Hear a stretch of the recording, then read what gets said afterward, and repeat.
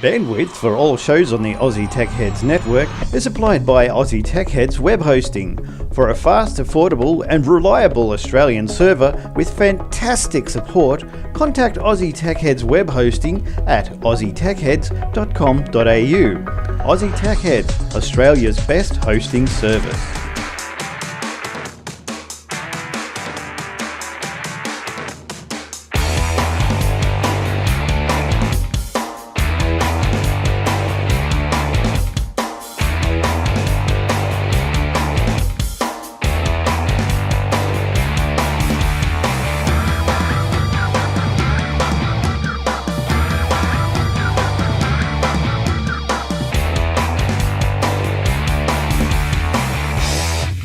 Welcome, Tech Setters. It's another week of Aussie Tech Heads. How you doing? Yes, thanks for joining us. This week is a bit of a different show this week because, well, you'll soon find out. I wasn't going to be on this week, but because I think Warlock pulled out, he's a bit crook, and so, well, we couldn't have Will doing the show by himself, could we? So I've drank 5 cartons of Coke and 6 cartons of coffee, and we're here. We're here for the show. All right, so we are brought to you by athwebhosting.com.au, so hello and thank you. All right, now we are joined, of course, by Will. How you doing, Will? Hey, mate. How we doing? Not too bad, thanks. It's not so much I couldn't do the show by myself. It's you probably is not a safe thing to let me do the show by myself. Fair enough. No, you would have been right, but it's always good to talk to people, you know? It just bounces off better and all that sort of stuff. Exactly.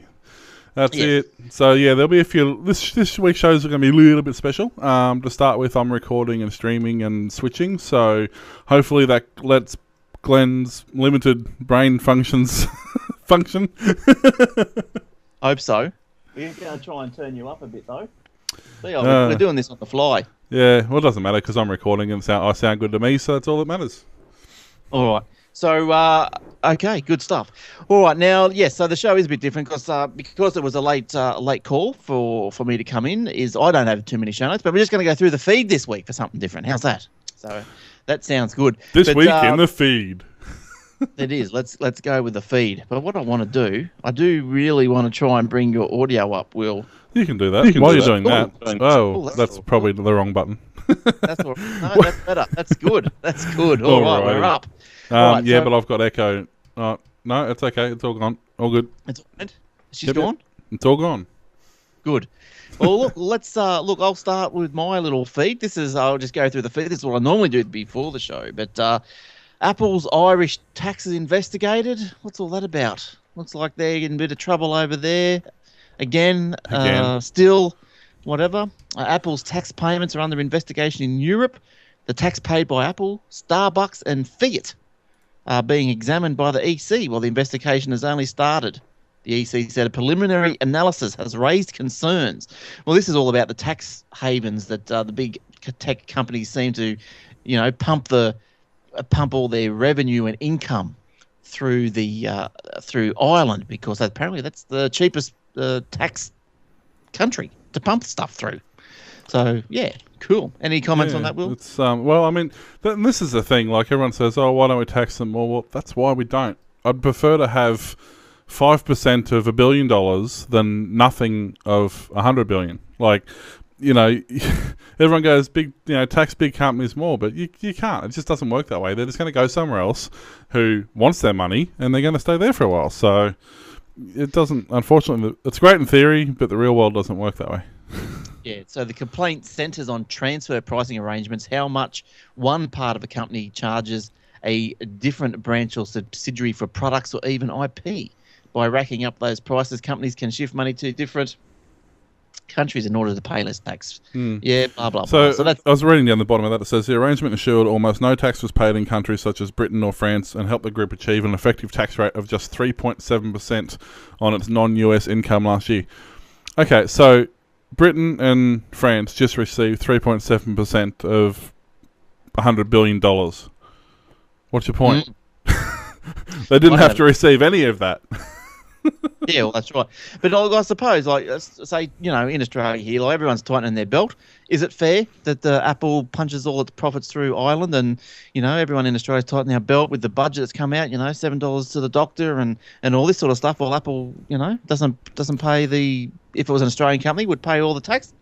That's the question. They would if they weren't being taxed at 50 cents in the dollar.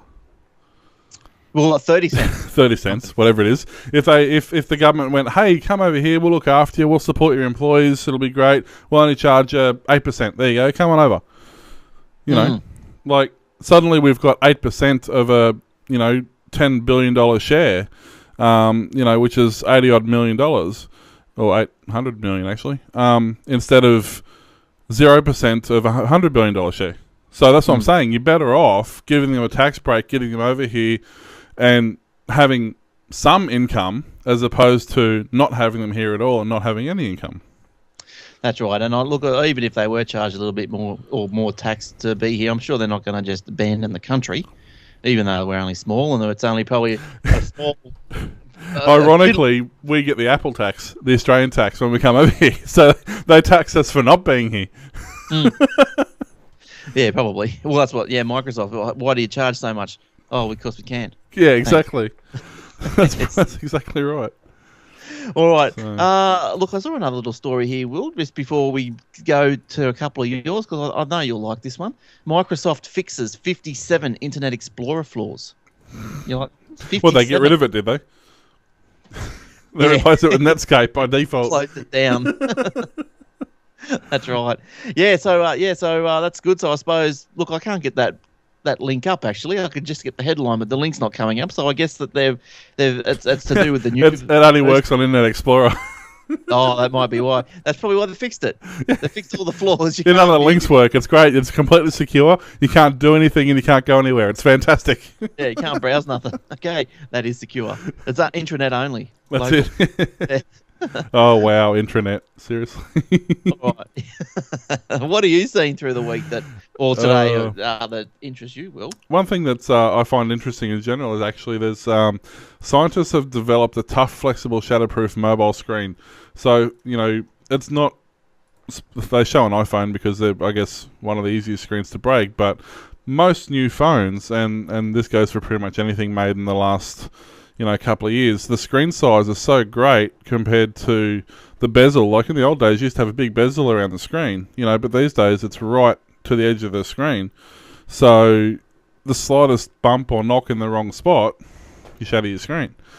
But so basically, they've developed new technology. Phones of the future no longer will have to have fragile and easy to break screens. Researchers at the University of Akron in the US released scientific papers demonstrating how the transparent polymer surface, which consists of electrodes, withstood repeated bending tests and saw it retain its shape even after 1,000 flexes. Now, that's part of the problem with the touchscreens. For the conduction to work correctly, we've had to have glass screens because of the way the glass is embedded and blah, blah, blah. And we haven't been able to use plastic screens. Now, some of the cheap Chinese tablets and Chinese phones with the capacitive screen rather than the resistive screen. Is that the right way around? Anyway, they use pressure sensors under the glass, so they can have a plastic screen. So in actual fact, they can be more resilient.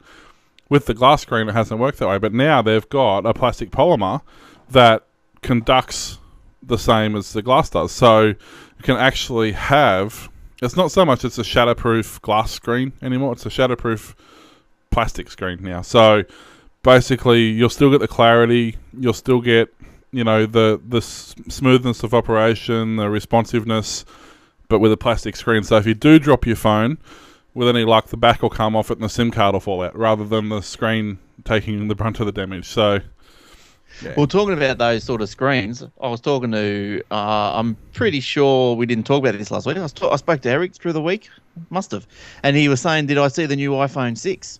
And I went, well, no, not really. It hasn't been out yet, And he goes, well, if you watch the keynote, apparently up on stage, it looked like they were using an iPhone 6. The screen was all the way across, all the way to the side of the phone. So that might be, it was a good pickup there, I think.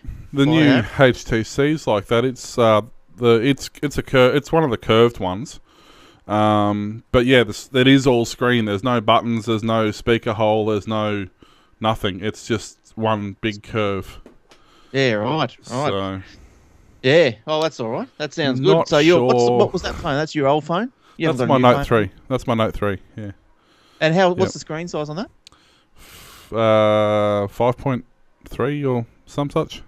Oh yeah. So hold that up again. So that's what they're saying, that new iPhone's going to be about 5. So it'd be the same right? size as the Note 2, which is pretty much that without the take the bezels off the edge of it there. So that's pretty much going to be the 5-inch. Right. It's about the same as the Note 2. It was a 5-inch screen. So. Now, look, last week we we're talking about this. Just reminded me actually. Last week we mentioned about sending big emails through the POP mail servers and the IMAP mail servers, and how your ISP block attachments more than 10 meg.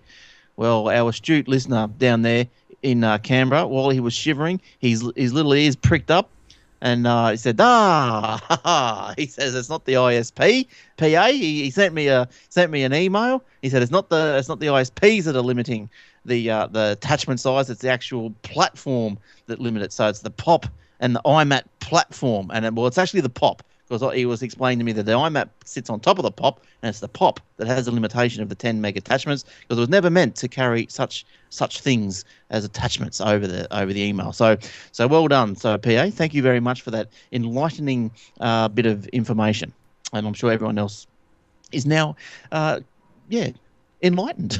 And they're all Now, if only they knew what IMAP and POP stood for, they'd be more enlightened. All right, now wireless charging. Mm-hmm. Intel and wireless charging pioneer Witricity. Witricity? Yep. I like the terminology. Inked a deal. Oh yeah, inked a deal on Wednesday that could finally get the struggling technology of cord-free charging off the ground and into millions of laptops, tablets, and a bevy of other Intel mobile devices. How good's that? So get ready for wireless charging. That's probably, I don't understand how they would do that, but they must excite It's not real difficult. It just uses RF, radio frequency waves. My phone has wireless charging, so when I come home, I can just stick it on the charging pad. I don't need to worry about plugging it in. That's wild. Most phones now you can get on eBay. You can get a support for it. You ever seen when you've opened the back of your phone? I'm going to do this. I'm going to regret it because it's going to take me 5 minutes to do it. I can get this case off very easily. It's just very hard to get back on. When you open the back of your phone, you'll see on the back there. There's generally little brass contact points. So in this case, the two that are exposed there if I want to run a external aerial. But there's another two you can see under that pad there that's sitting on top of the battery.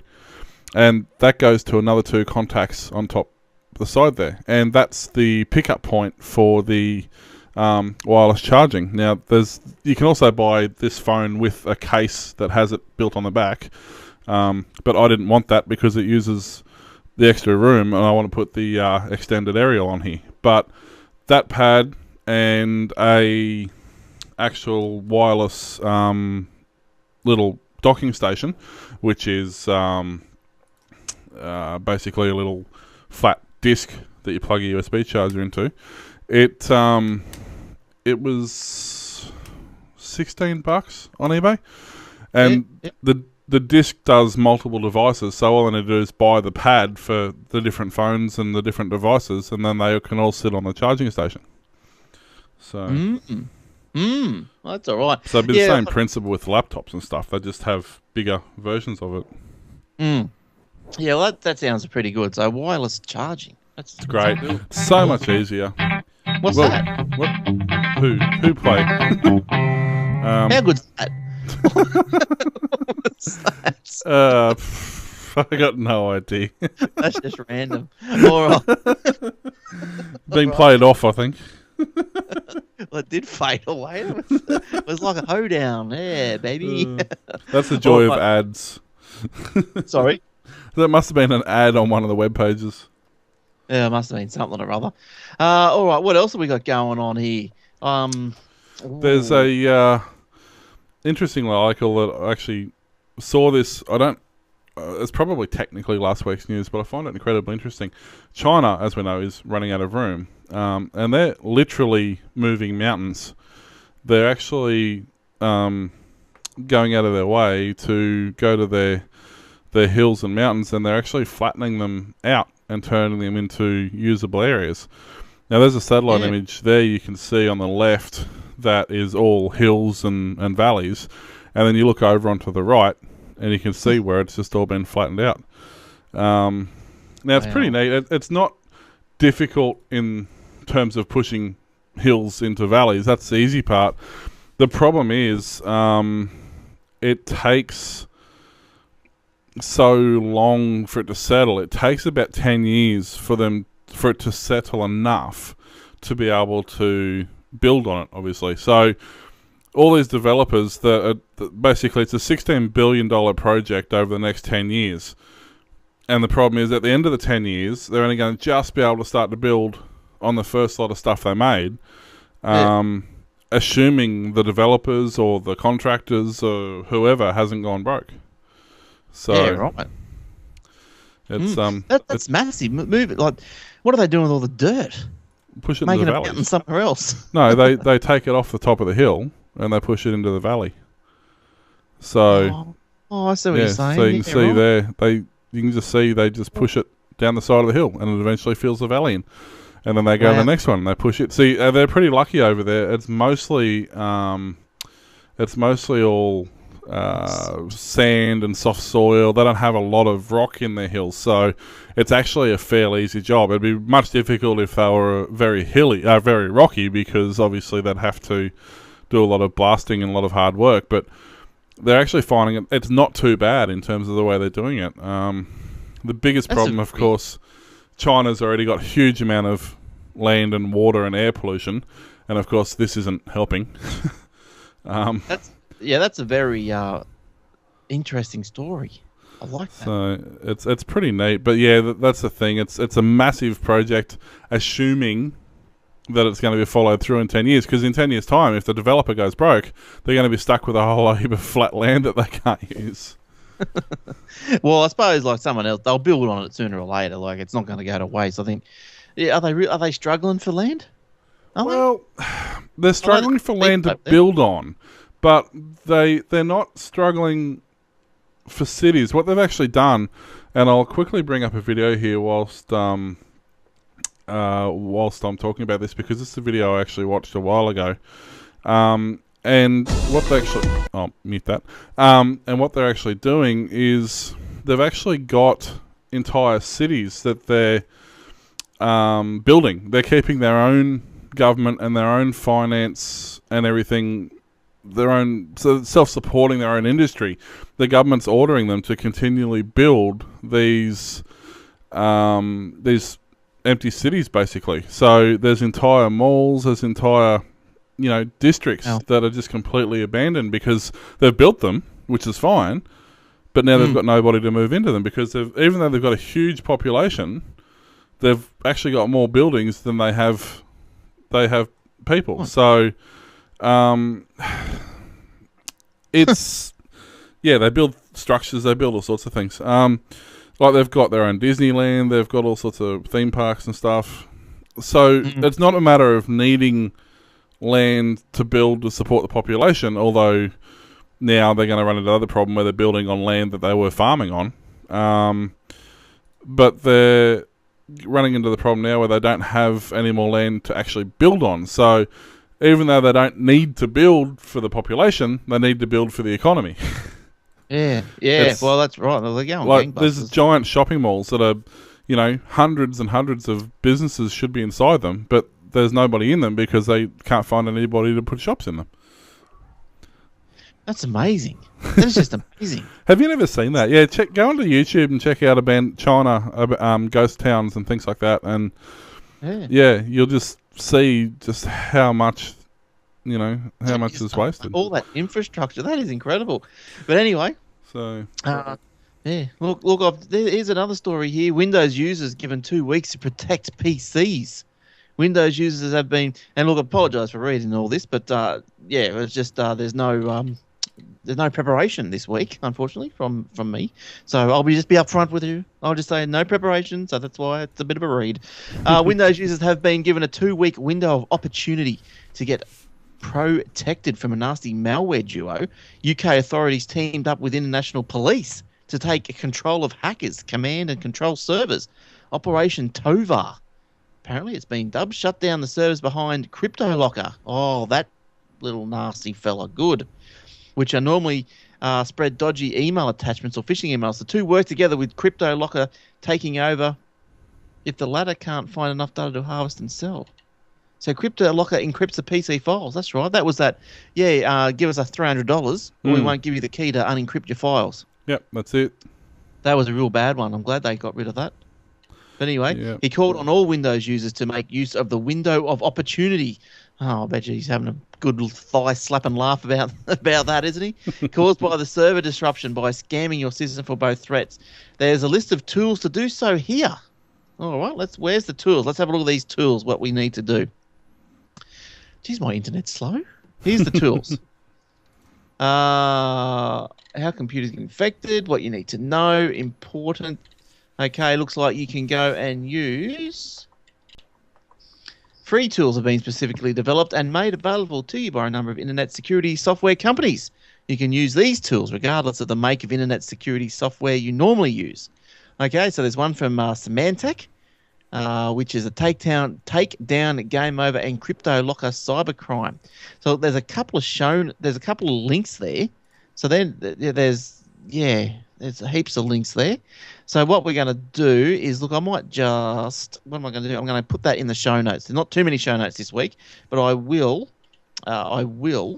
get those show notes up there for you, because that's a couple of links how to check to make sure and get rid of these little viruses if you've got them. But if you can't get to the show notes, the URL is quite easy. It's getsafeonline.org/NCA. N for Nelly, C for cat, A for apple. Getsafeonline.org/NCA. So go and have a look at that and get safe, I guess. Speaking of, actually, that's a really good lead into my next story. Speaking of getting safe, now Twitter's fantastic. It can be used, for all sorts of things. And the Guardian newspaper decided, hey, let's run a story on what soldiers pack when they're heading over to war-torn countries, whether it be Afghanistan or anything like that. So they did. So somebody tweeted them in a picture of what they're packing. So, it's all good. They said you're packing everything you need, your water bottles, your first aid kit, your sex toys. Wait, what? There's sex toys there. So the Guardian newspaper describes it as a artificial orifice. But basically, it just shows you the offending image was retweeted last night at 8 p.m. or was tweeted last night at 8 p.m. It was retweeted 650 times before the tweet was deleted. And then the Guardian put up a note saying, what did they say? Oops, apologies for the luggage image earlier, now deleted. It seems it contains a rather not safe for work element. So this is the problem with having instant hashtag recognition. So you hashtag humanitarian, whatever it was, send it to them, and it just automatically goes up and gets retweeted. So it's great in theory. Unfortunately, it can be, modified to suit your own purpose as well. So, so that was just something, little quirky story. Just because I know that some businesses do it, they say use this Instagram or use this hashtag or something like that, and it automatically gets retweeted or shared. So just be wary that there does need to be some sort of moderation, because if a big company like that can get caught out, it's not going to be hard for a small company. Now, I've got a fail of the week. Oh yeah. Yes, this is something that I wasn't very happy about. I received a note in the letterbox this week. It was, what was it? Yesterday, it must have been Wednesday. And it was, you have a parcel. And I went, cool. And it was contact. You can collect this. Because I wasn't home, they left a note, the drum. Collect this from Australia Post outlet at Bundle, which is, I don't know, 10, 15K away from me. So anyway, I went, right, why can't we just get it sent to Robina? So this is being sent by Star Trek, all right, which apparently I found out is a subsidiary of Australia Post, which we all know are getting rid of 900 workers because the business is so poor. Well, I have a fair idea why their business is poor because this is a massive fail as far as I'm concerned. So anyway, this must be what's going on at the... That must be what's going on at the Australia Post headquarters. I have no idea what that is. I've got no web pages open, so it's not me. But it's a nice little jig every now and then. Now this was so anyway. So I ring up the Star Trek, and they go, no, it's gone to the post office. Once it goes to the post office for collection, this is the 15-kilometre post office away. Once it goes to the post office for collection, it can't be removed. And I said, right, well that's not going to help me, is it? Because that's too far away. You know, blah, blah, blah. You know the drum. Work through the day. If I was to go and get this at after hours, well, it's going to take me probably a good hour round trip in the traffic and everything. So anyway, so I rang Australia Post. Can you please send this from up there to down here? You know, easy enough question. No, because it's a Star Trek parcel. I went, and it's at your office at another office. Well, we still can't move it. Right. But Star Trek should be able to do that for you. Okay. Go back to Star Trek. All right. Australia Post said you'd be able to move it for me. And they go, okay. And they got on to another person. Where is it? Bundle. Where do you want it to go? Robina. Oh, hang on a second. That's in a business hub, isn't it? Where I've got to collect it. And I'm like, yeah, it's at a business hub. And he goes, well, we can't send that from a hub to a post office. No. I said, well, why not? It's the same place. It's the Australia Post business hub or Australia Post post office. And he goes, just can't do it. So he goes, because some post offices are franchises and we're not allowed to transfer parcels. I'm thinking, well, the franchises still handle all the Queen's mail. They still got post office boxes. They still parcels. I just couldn't get anywhere. So anyway, they're going to try redelivery tomorrow. It's not going to happen because I still won't be home. I said, what time are they coming? Anywhere between 9 and 5. Cool. How many times do they deliver? Like redeliver? 3. I went, right. What happens on the third time? Get sent back. I went, all right, gonna have to get sent back then. Because I can't be home here. Bloody pick it up at 9 to 5. What a joke. So that's my fail. That's my whinge and my fail. And it happens all the time. I have that problem so much with stuff. It's just, and yet, I sent an email to him to disclose my displeasure. But I'm just thinking, this is probably why you guys aren't making any money. No, that's right. Instead of delivering it when the person wants it, when they're going to be there, so you can deliver it once, we'll deliver it 3 times and then send it back at our own cost because we couldn't deliver it. But I don't even. I can understand, you know, someone needs to be home to pick it up. But if you're going to send it to Post Office A, why can't you just get it transferred to Post Office B? Well, we've got the same problem here. Our post office, we've got one a minute down the road. The problem is they don't actually have room for parcels. So if it's anything bigger than a letter, it's got to go into Ipswich because there's no parcel storage here. So in that respect, I kind of get it. But a friend of mine actually had the problem last week. He ordered something and it rocked up and they rang him and said, it's Friday afternoon at like 5 o'clock. Do you want me to just to leave it or do you want me to take it back and redeliver it to Monday or Tuesday?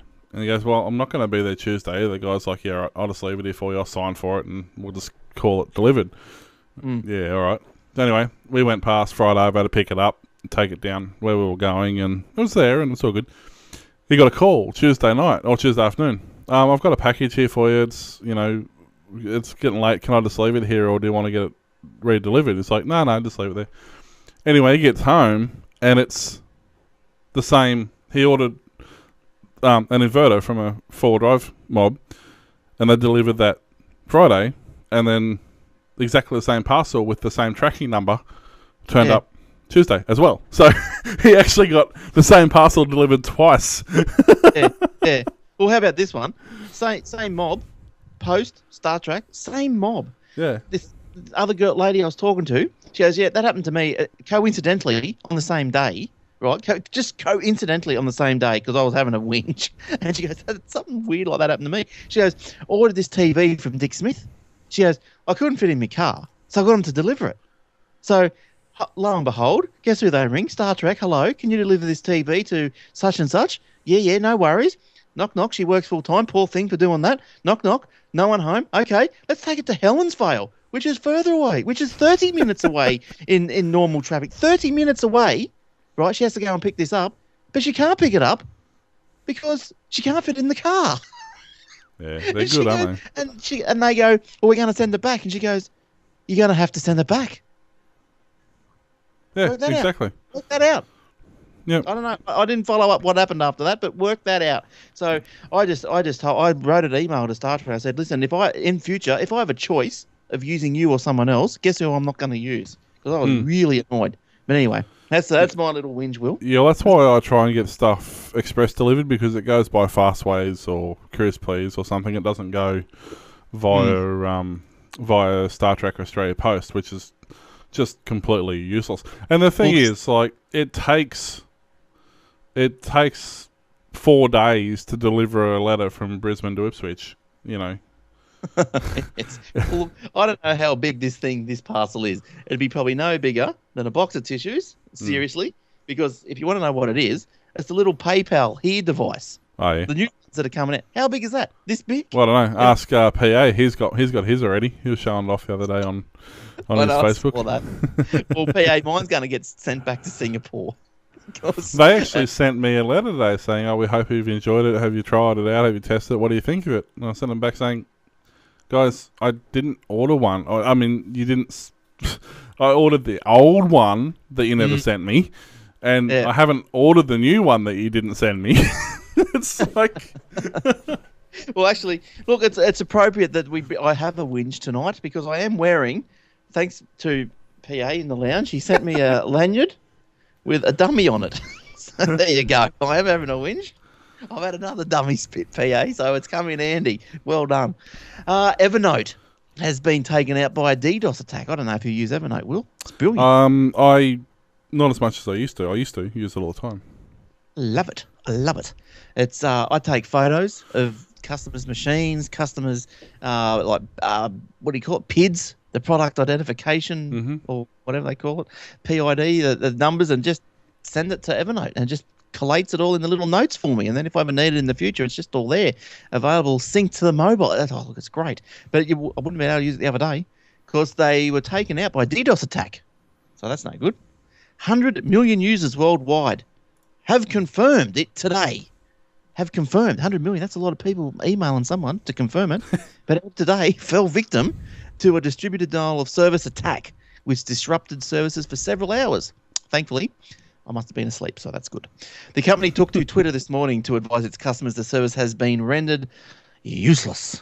Well, it's not useless. It's a great service. So look, and it's free too. So Evernote, if you ever want to take notes and send photos, just keep track of stuff. It is really good. I like it. I like it a lot. iPhone app, send the picture straight to Evernote. It's great. So I used to I used to actually use it a lot, but now with my Note, when you use the S Note features, it does it automatically, so you don't even sort of know that you're even using it anymore. Oh, yeah, right. Yeah, that's good. Yes. All right. Look, what's been happening in Android world, Will? Anything exciting? I don't know. I haven't got that far ahead yet because I was flicking through my feeds and I just came across the new TV, the new world's largest TV is what I was trying to say. Previously, Panasonic had the largest TV. It was 152 inches and it was 4K, which was pretty neat. Mm-hmm. There's a UK company called Titan Screens, which have always done the digital scoreboards and the things in Times Square and stuff like that. Yeah. The new one is 4K. It's known as the Titan Zeus.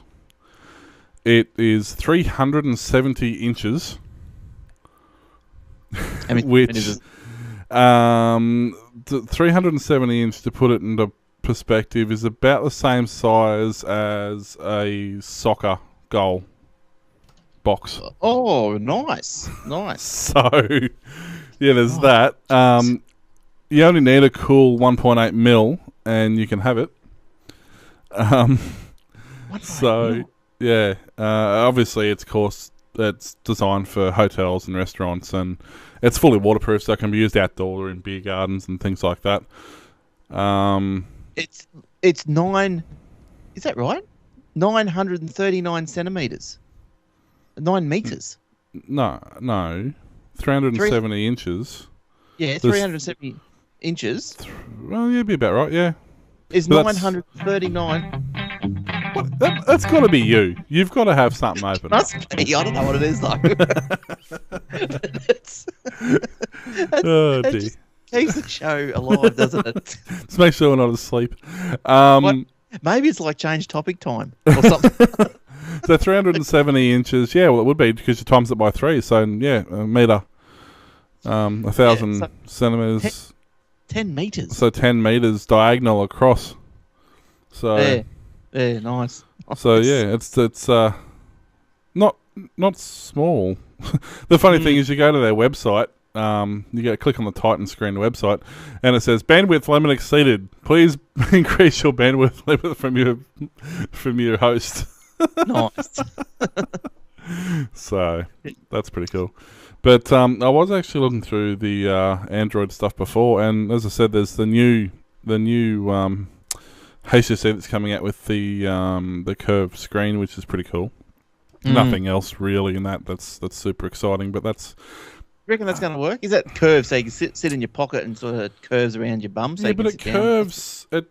It curves like that way, like lengthways. So it's curved that way, not widthways like that. Right. Hey, look, Right. I can go across onto your screen. Here, do you want to? I know. You're encroaching on my personal space. I'm at your place and you didn't know it. Have you checked your windows lately?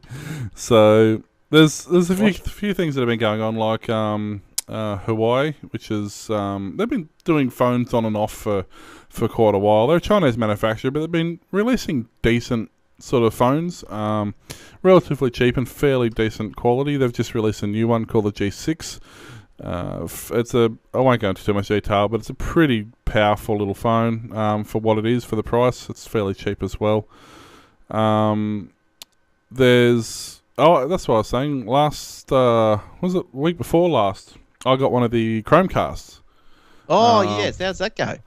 I love it. It's great. It's $50. It's cheap. It's a good way to have a media center effectively without going to all the trouble of having a media center. It plugs into any TV that's got Wi-Fi in the house. You can plug it into any TV, anyone's place. You just set up the Wi-Fi. You go. You put the app on your phone, plug it into the HDMI, fire it up. It turns into a Wi-Fi hotspot till you find it, and then once you punch the Wi-Fi details in, it hooks up to the household Wi-Fi, and it's good. You can straight up without anything at all. You can throw YouTube clips straight on it. You can do a lot of the Facebook stuff. You can put there's a handful of websites that support it straight away on the phone.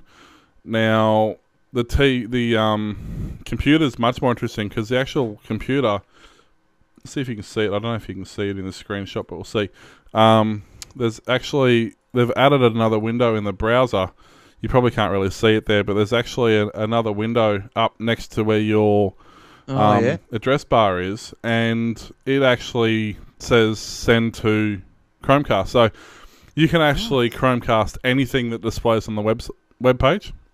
Nice. You can Chromecast, and because of that feature, you can Chromecast movies, anything you've got on your hard drive, songs, images, whatever you want. You can throw them all onto the Chromecast. But is this throwing onto the Chromecast because it's playing on your screen, or can you send it to Chromecast while you do something else on the screen? It's not a screen share. It depends on how it's set up. Like, for example, last week I was streaming the Aussie Tech Head stream. Because I was streaming from the browser, I had to have the browser window. I didn't have to have it up, but I had to have it open because it was streaming directly out of the browser. If it was something like YouTube where it can send a direct link straight to it, it doesn't need once you've sent the link to it, you can close it because it's got the link. Same if you've got playlists, like if you go into your favourite YouTube playlist and start playing it, it'll fetch the links and play it automatically.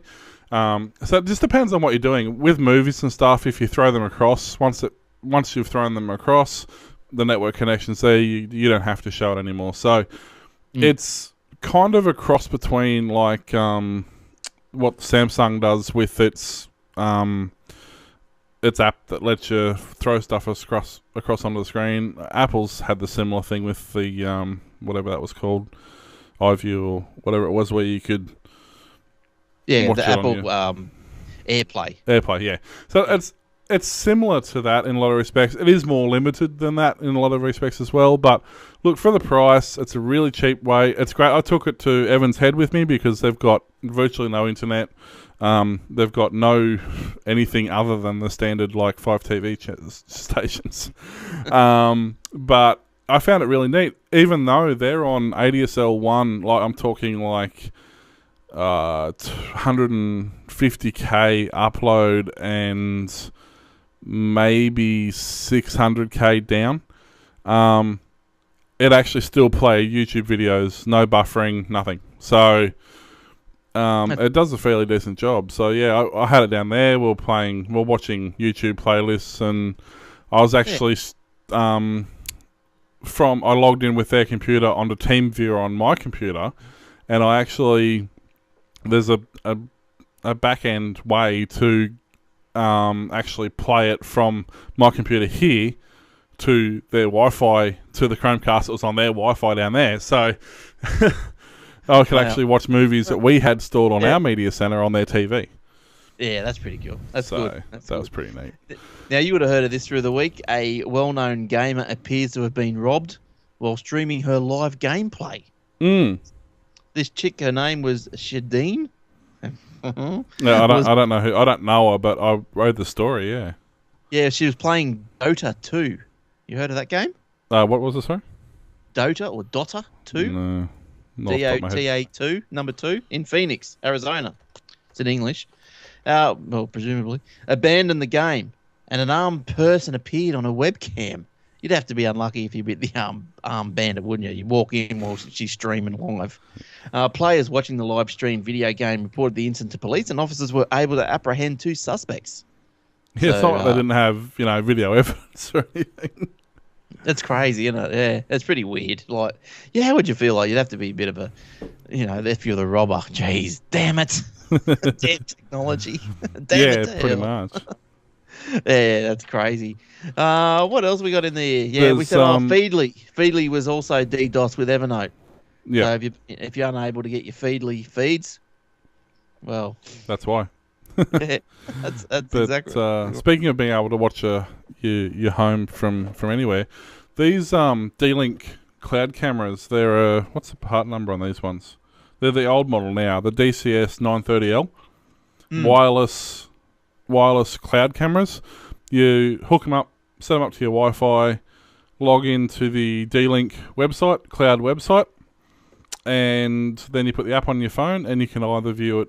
If you're in your own network, you can view it live, or you can view it streaming over their website. The quality is amazing for what they are. I've currently got 3 of them around the house. 2 at the front and 1 at the back. The night vision's fairly ordinary, but then again, they are only a daytime. They don't have any night vision functionality, but it's really neat if you're away somewhere and you want to check on your house and what's going on. And the stupid part is actually on eBay and on their website, they're about $100 odd bucks or something.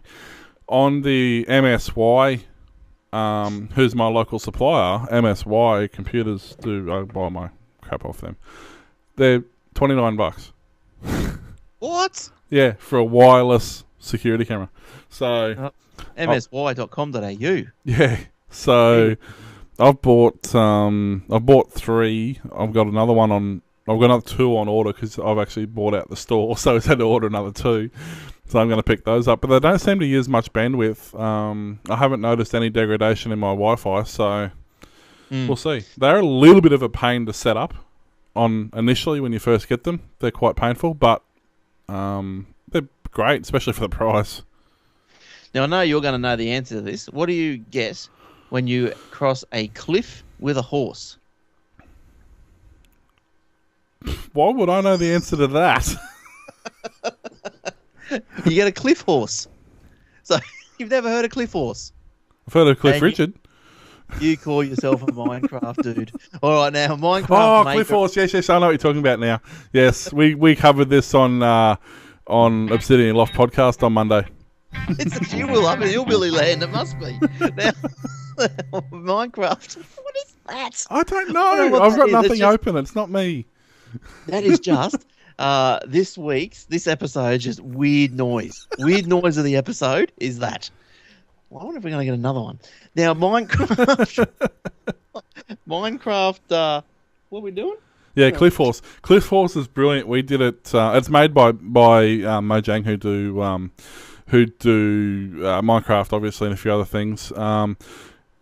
Yeah, it's a physics. It's a design on a physics engine to make sure. Obviously, it's got to develop a lot further. As the name suggests, at the moment, it's literally a horse and cliffs. There's not much else to it at this point. It's funny. Although he has tweeted that the game in which the player controls a galloping horse that can chase an animal-skinned ball. Yep. And as Will said, a lot more to be developed because it's only taken him 2 hours so far to create. He's only spent 2 hours on it, so please. Other posts include. It's just I only mention it because Minecraft is such a massive game. Other posts indicate the game is a deliberate spoof of Minecraft. However, that has not stopped people from paying for it. The guy noted that his initial tweet advertising the early access title had raised more than $100. Oh, whoopee-doo. Whoopee-doo. Minecraft made nothing for the first 2 years. He later created a website to promote the game, which pointedly states that there is no guarantee of future updates. Oh, no. It's just a So horse as you can see, field. I actually have the game. It reminds me of Sound of Music a bit. So that's about all. City, examples of controversial, uncompleted PC games put on sale. Towns, a city building game sold for $14.99 via Steam. Developer abandoned plans to complete it himself after reporting weaker than expected sales. Well, if it's not finished, why would people want to keep buying it? The War Z, or the Warzy? That War Z, an open world zombie themed survival game that cost $15. It's a bit of a theme in it. $15, which was pulled from Steam. What is this Steam? It's Steam everywhere. Early Earth, another game, Earth, year 2066, sci-fi game costing £20, was removed from Steam. What's Steam? I'm not a gamer, so I know it's got something to do with gaming. One of the largest online gaming things. There you go. That's I'm out of the loop, obviously. So I don't do games. That's probably why I haven't heard of it. But yeah, so what is that? Where people can they build on it and release their own games and stuff? Well, that's one of the things you can do with it. Yeah. Okay. All right. There we go. What else have we got here? So there's also another one. Just quickly speaking, of Minecraft. There's another game called Goat Simulator, which is sort of similar principle, except in the latest update, they've actually just added a Minecraft sort of part to that too, where you can grab blocks and build things as well on that. So it's if you haven't checked out Goat Simulator and you want a great game that's nice and relaxing and a hell of a lot of fun, like just ridiculous amounts of fun, check out Goat Simulator.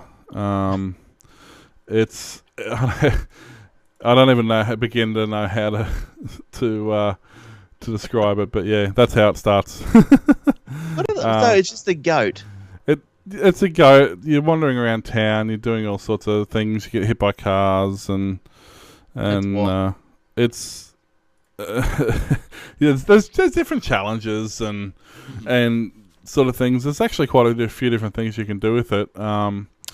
But it's same sort of deal. It's all based on the physics engines, demonstrations, and things like that.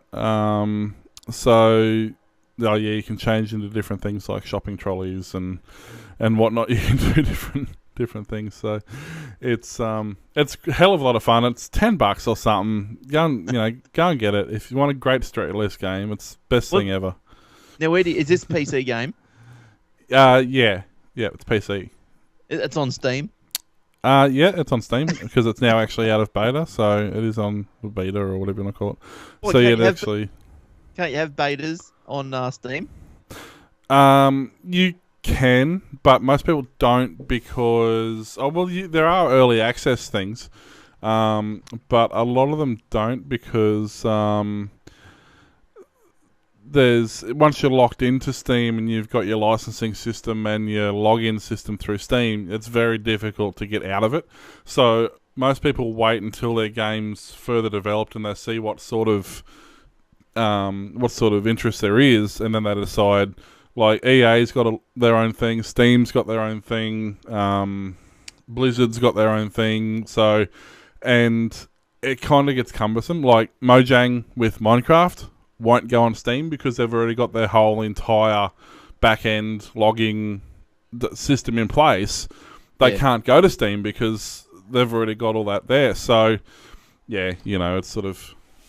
Now, your Obsidian Loft... Mm-hmm. I've just read a comment in the lounge. Now, your Obsidian Loft. Now, that is... You can log into Minecraft. My kids play Will's Minecraft server on their tablet devices. And, look, they don't mind it. But we better let people know that there is a server out there. Is it ready for public consumption yet? Well, we've got a few of them. There's no one there. No, the one they're on at the moment is still... And I can't do much about that at the moment because I'm waiting for the developer to release the update to make it compatible with the newer versions for the server side of it. Once the back end's put in place, then yes, there'll be more people on there because I actually have a few people who are ready to go. We do have our MC.Obsidian Loft, which is running the Attack of the B Team pack, so you can log onto that. That's now a public server. As you can see, we've currently got 4 people online. We've got quite a few people following there now. So you come to obsidianloft.com, you sign up there, you get all the details, all the cool, follow us there when we live stream, and you can go to the DIN map, which is pretty neat, which is an actual overview or map of the Minecraft world as it's happening. You can see who's where and stuff like that. So the one you're talking about is the Pocket Edition server for the mobile devices. Yes, it will be open to the public, but I need to wait for some updates before that becomes possible because otherwise I'm going to get people griefing and things like that. So yeah, but grief. No grief. The biggest problem, and that's the biggest problem with any server, is the server we've got now. We've got probably a dozen regular players on it, and they're really nice people. They actually care for the server. They look out for troublemakers and things like that. And if we're not online, myself or Warlock, not actually online, they'll send us a tweet or a direct message or something so that we can take care of what's going on. So my kids come out the other day and said, "There's never anyone on Will's World."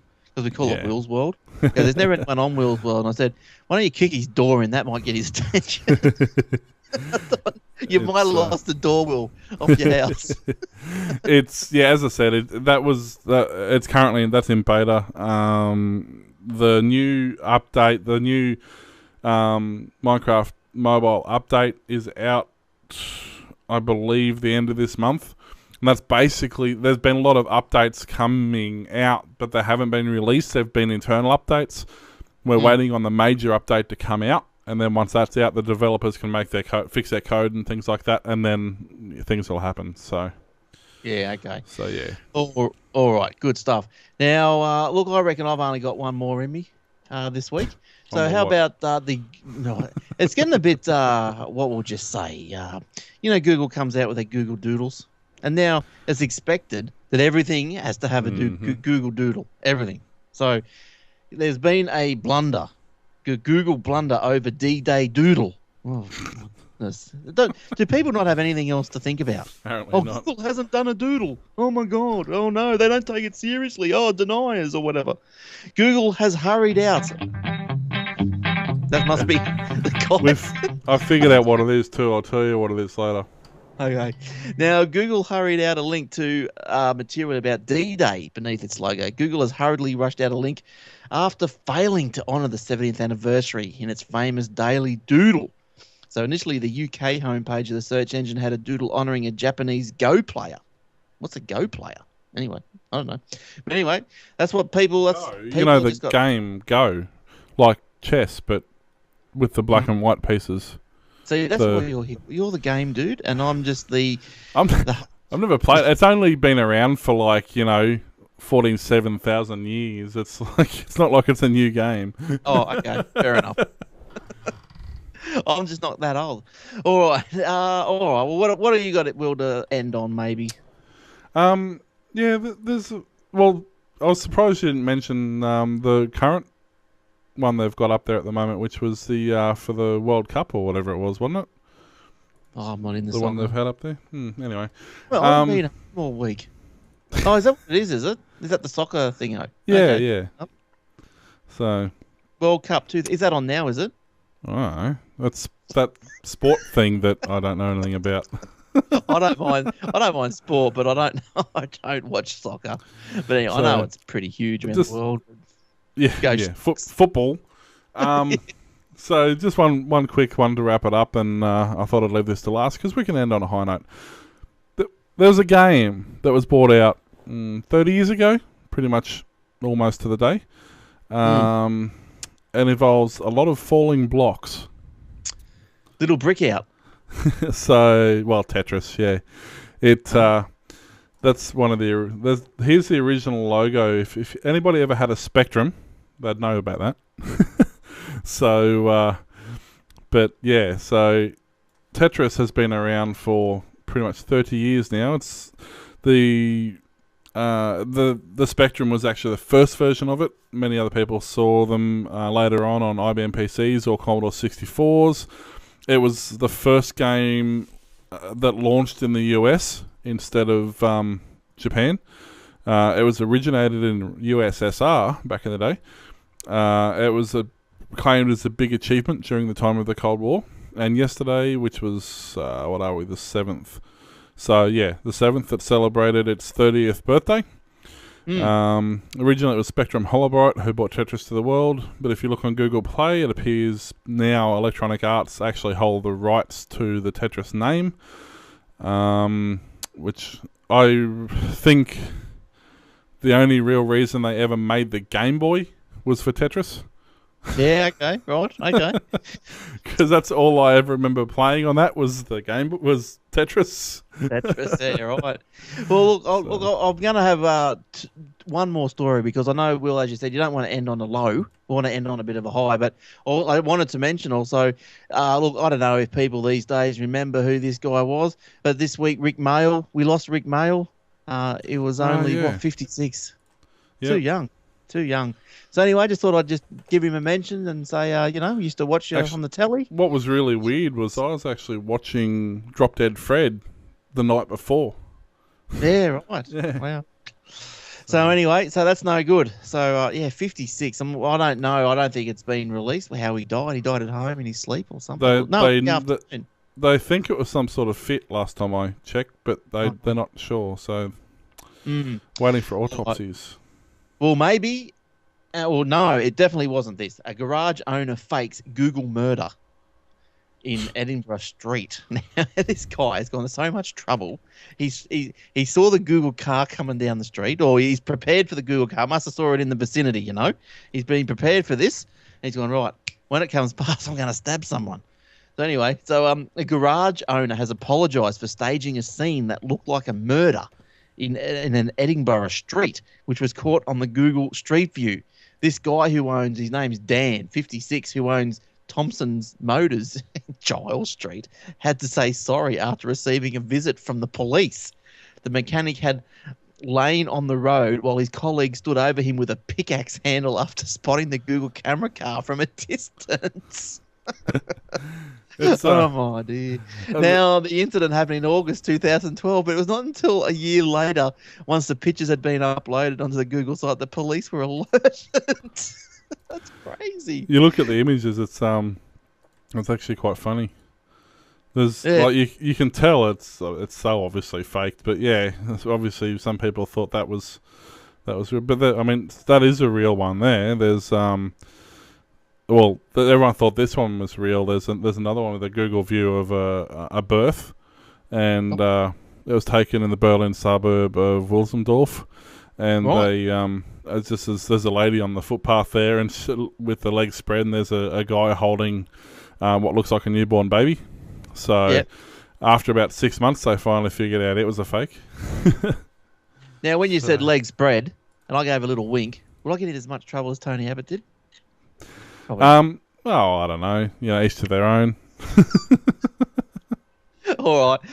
I think that's about it, Will. That's we've muddled through the episode. It's very short notice this week. So thanks for streaming, Will. Thanks for getting it all together. It's been not good. A problem. All right. Well, don't forget our Facebook page at facebook.com/Aussie Techheads. Web hosting, athwebhosting.com.au, the aussietechheads.com.au/paper. The AussieTechRadio.com. New shows every Friday, so that's right. There'll be new shows tomorrow, peeps.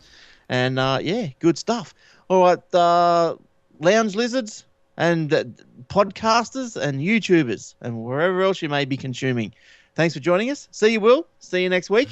See you later, sir. Thank you. And we'll see, hopefully, or let you hear us next week for sure with maybe a more prepared show. Wonders will never cease. All right. Cheers. Bye-bye. Bye.